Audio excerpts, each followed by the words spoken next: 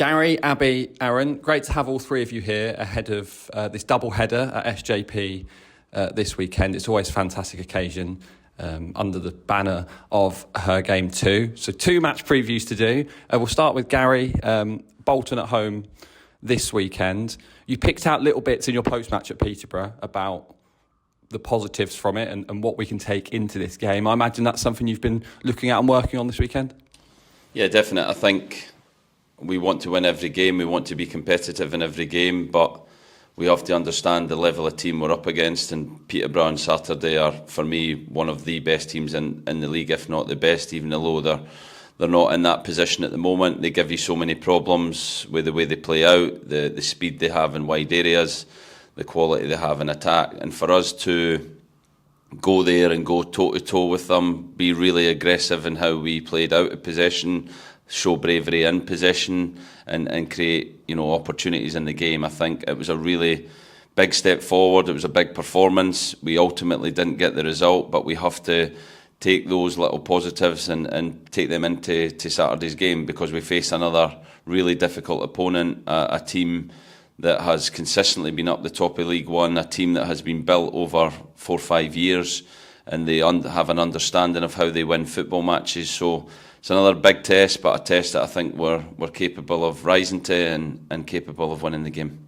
I think it would be wrong not to bring up what happened at Bolton earlier in the season. Do you look at bits from that game, as hard as it may be to watch, or is that a complete write-off and we expect a completely different game?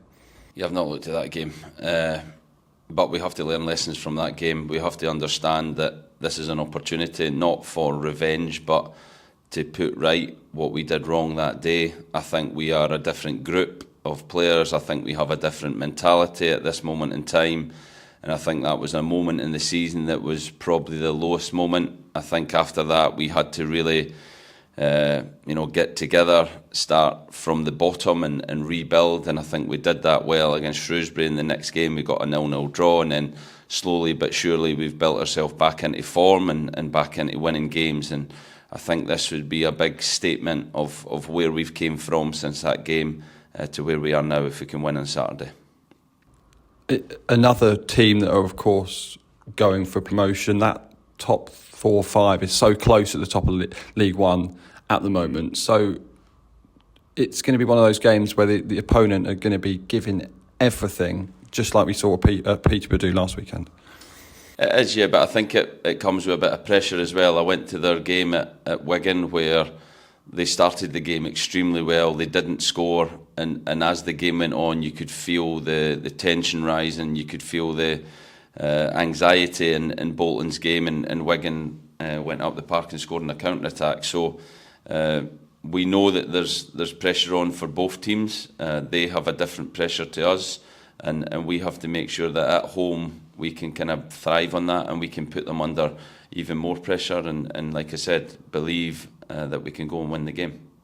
Both against Fleetwood and against Peterborough, despite conceding early at Peterborough. It was a fast start from us, look to put our stamp on the game early. How important is that, especially at home? Yeah, it's really important. I don't know when the last time was we scored in the first 15 minutes. I got told recently it was many, many years ago. So it's another one of those stats that we get in this media room that as coaches we want to change, as players we want to change. And I felt like Fleetwood, we got a fantastic start. We were on the front foot and the goal came after, 25, 30 minutes. Saturday our start was incredible in terms of our high press and how many opportunities we created, and then we shot ourselves in the foot by conceding on a counter-attack. But I think it's really important at SJP we get that start, we get the crowd behind us. It's always important at home that we have a crowd that is backing the players, supporting the players, because we are going to need every single ounce of energy and commitment from the players, and the supporters are massive in helping us do that. We were under the cosh very early on in the second half against Fleetwood. They had tons of chances. Do you think there's lessons learned from the second half in that game? Yeah, I think every game's different. We say that every week. Every game is different. There's a different tactical emphasis on the game. There's a different pressure on every game.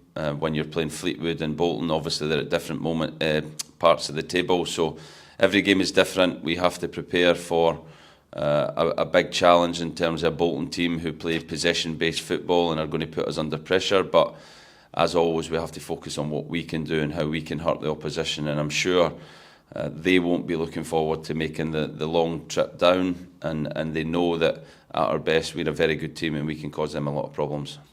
How's the squad looking, fitness-wise?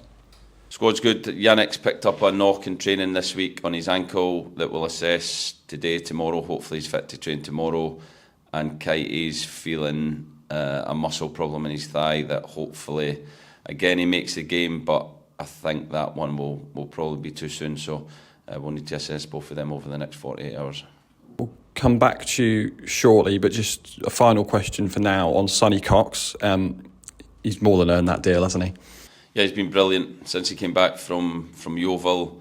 He's shown a maturity in how he's played as a number 9, how he's led the line for the team. The work he does out of possession for me is fantastic, and he's really earned the contract. I think now it's important he keeps working, because I think his potential is massive, but he has to work extremely hard at his game in every aspect of his game to make sure that his progress keeps going on an upward curve. But we're absolutely delighted we've got it done. I think it's another big success story for the academy. Hopefully there's more of them to come, and hopefully, like I said, Sonny's career keeps going in the direction it's going at the moment. Thanks a lot, Gary. Just moving on to Abbie. Aaron, another game for you this weekend at SJP against Maidenhead. What's it mean to be playing at SJP again, Abbie? Yeah, it means a lot. It's a fantastic occasion when the women get to play there. Thankfully, we've always had positive results there when we've played there, certainly over the last few years that we've been involved. So we're looking forward to a great game. We're hoping that we can put on a really good performance and ultimately come away with the 3 points. You're football managers, so you're going to say it's just another game. But do you prepare the team any differently for a game at SJP as you would at Exwick? No, I know you just said it, but no, every game's the same. Unfortunately, for me answering your question, it's a difficult one. The girls will be up for it. They're up for every single game, but obviously there is a slight edge to this one. Playing in front of hopefully what is 2,500 people, it's very different to what they used to. But we just got to keep the girls grounded, keep the girls nice and confident going into the game. And yeah, the preparation from myself and Abs is no different to any other game. It's just a different venue, and that's what we try and say to the girls. It's 3 points are on the line at the end of the day, so no matter where we play, we just got to go out there and put a performance on and get the 3 points. And it could be a really important 3 points as well. You know, when you look at the league table, it's us and Bournemouth both flying and unbeaten at the top. It must be really exciting to have a team like as good as Bournemouth challenging us up there, because let's be honest, we probably both deserve to go up this season. Yeah, I think we do. If the season ended night now, you would argue yes. There's a lot of football to still be played. I think we've got about 7 more cup finals, as we keep calling them. We know we have to win every game. It's as simple as that. Last year proved that. We know we've got to score goals. Again, last year proved that. So we just go into every game full of confidence, hoping that we perform. That's the biggest thing that we're asking from the girls now. Can you perform? Can you consistently churn out wins? And so far, so good. But as I said, 7 more cup finals to go, and we'll see come the end of the season. Lots and lots of goals scored this season. There's a ruthlessness about this side. And does that come from missing out on goal difference last season? Yeah, I think it does, yeah. The girls knew that. First day of pre-season, they knew that we had to score goals this year. And it's something that we say every single week is we've got to be ruthless, got to take the chances.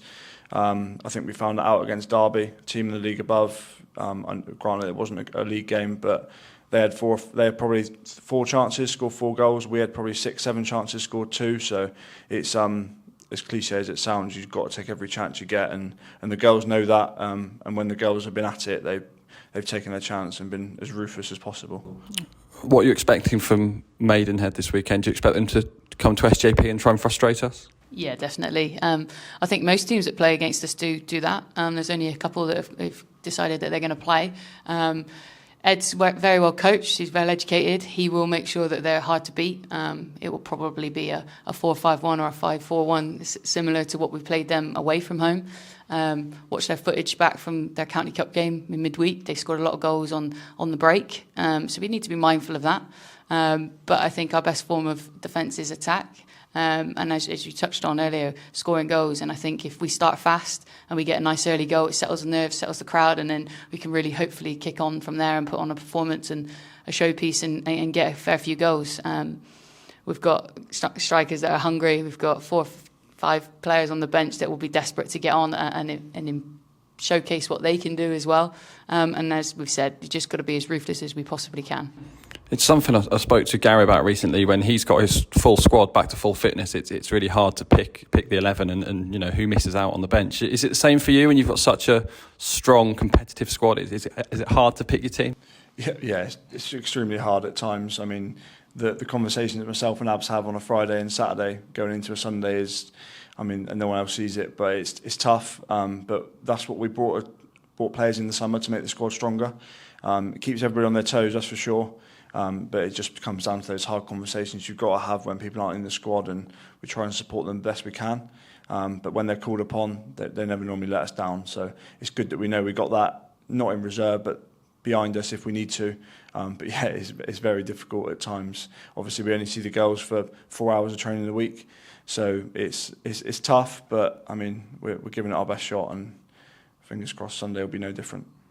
Another big crowd expected. I'm sure there'll be some people watching Exeter City Women for the first time, and there may be people that haven't got a ticket yet that are thinking about coming down. Gary's put his hand up there for the first time. What would you say to those people that are perhaps watching the women's team for the first time this weekend?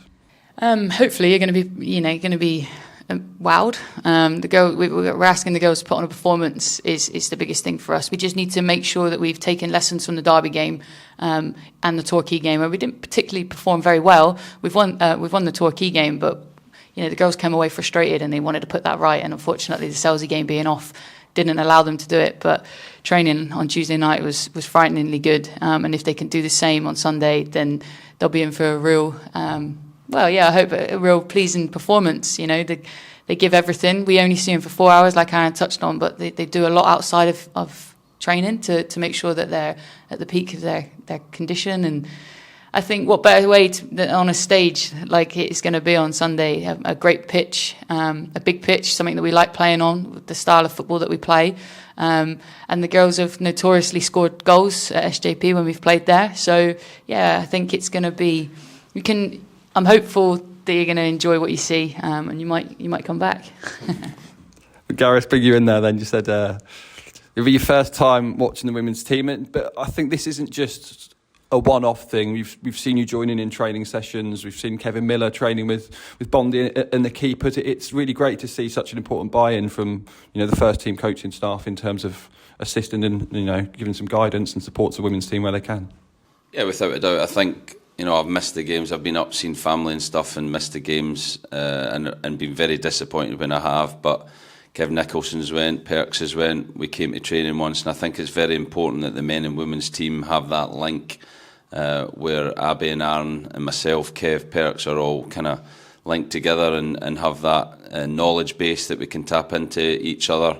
I think to have the weekend of her game 2, a big game at home against Bolton for hopefully a full house, big game on the Sunday for the women's where hopefully they were saying they're hopefully trying to push towards that 3,000 attendance, then it shows what this football club is all about, that everyone is together, the community is right behind both teams, and we're both going for different things in terms of success this year, but hopefully both teams can achieve what they want to achieve as well. Just a word then finally from both perspectives of what that message of her game 2 means. Yeah, for me I think it's, I've got a daughter myself who plays netball, plays football. I think it's important that the girls, women have this opportunity to play all different types of sports and get involved in sport. And like Abbie said, not just the participating, they can coach, they can get involved in many different aspects of the game. So to see a lot of people at SJP on Sunday and get behind that and support that, I think will be great for me to see for the first time, but great for the women's game as well. Yeah, and I think it's great that our players have such a platform to be inspiring the next generation of females in Devon and Cornwall and in Exeter. The girls do such fantastic work in the community as it is. They all live and work full-time jobs, you know, from firefighters to engineers to teachers. So, you know, to give that back and to let those girls know that you can be a footballer and you can have a 9 to 5 as well is something that's really important for the girls to see themselves growing up. And Her Game 2 gives that platform to the girls to see that. Perfect. All three of you, thank you very much. And here's to a 6-point weekend. Yeah. Thank you. Thank you.